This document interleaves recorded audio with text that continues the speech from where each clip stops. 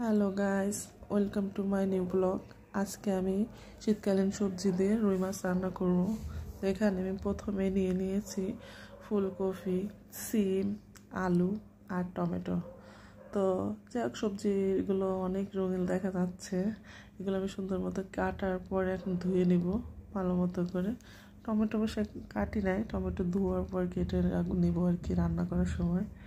তো যাই হোক, আমার সবজিগুলো ধোয়া হয়ে গেছে। এদিকে আমি রুই মাছগুলো অনেক সুন্দর করে ভাজছি, লাল লাল করে। লাল দেখছেন কি সুন্দর করে ভাজা হয়ে গেছে। আর এই তো টমেটো কাটা বাকি ছিল, এখন টমেটোগুলো আমি কেটে নিলাম। আর এদিকে আমি মশলা নিয়েছি, আদা রসুন বাটা, কাঁচা মরিচ কেটে নিয়েছি, আবার আস্তেও রাখছি, আর পেঁয়াজ কুচি রাখছি। তো একটা কড়াইতে তেল দিয়ে দিয়েছি, এরপর পেঁয়াজগুলো দিয়ে আর কি কাঁচা মরিচ যেগুলো কেটে রাখছি ওটাও দিব, যাতে একটা সুন্দর ঘ্রাণ বেরোয়। এরপরে আদা বাটা দিব, একটু আদা রসুন বাটা আর কি, আদা রসুন বাটা দিয়ে এটাকে একটু ভালো মতো করে ভেজে নেবা। আদা রসুন বাটা ভেজে নিলে একটু ঘ্রাণ বের হবে, মানে যাক মশলাটা সুন্দর হবে। এবার একটু গরম পানি দিয়ে দিতেছি আর কি। আমার ভাবেন না যে সবসময় আমার তরকারিতে গরম পানি দিতে হবে, আমার গরম পানি করার ছিল তাই দিয়ে দিলাম। এবার আমি দিয়ে দিলাম হলুদ। আমি সবজির পরিমাণ বুঝে হলুদ দিব। এরপর মরিচের গুঁড়া দিয়ে দিয়েছি। মরিচের গুঁড়া আমি কমই দেবো, কারণ আমি কাঁচা মরিচ বেশি দিব এজন্য।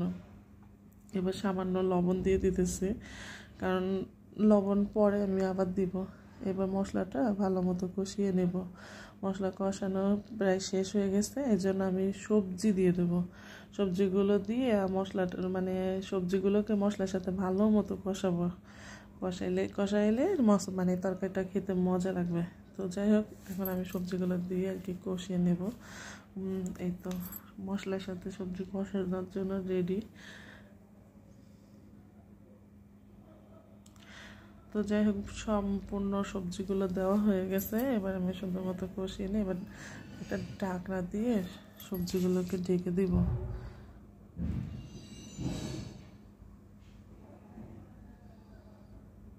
এই তো আমার সবজিগুলো এবার ঢেকে রাখবো, যাতে তাড়াতাড়ি হয়ে যায়।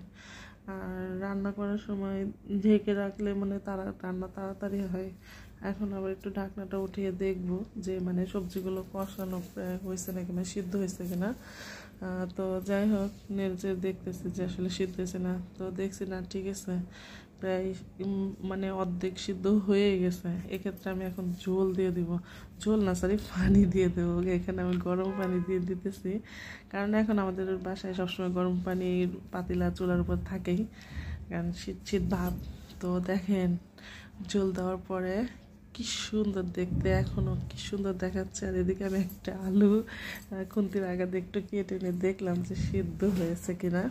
আর এখানে আমাদের গাছে লাগানো হয়েছে এই যে বিলাতি ধনের পাতা, যা কেটে নিলাম, মানে কাটা ছিল আর কি। আর পেঁয়াজ কাটা সরি মানে মরিচ কাটাগুলো আর কি দিয়ে দিতেছি।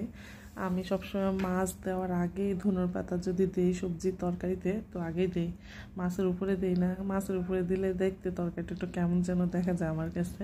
তো এই যে ধনের পাতা দেওয়ার পর মাছগুলো দিয়ে একটা ভালো মতো করে তরকারিটা বলক দিয়ে নেব। নেওয়ার পরে রান্নাটা কিছুক্ষণ করব।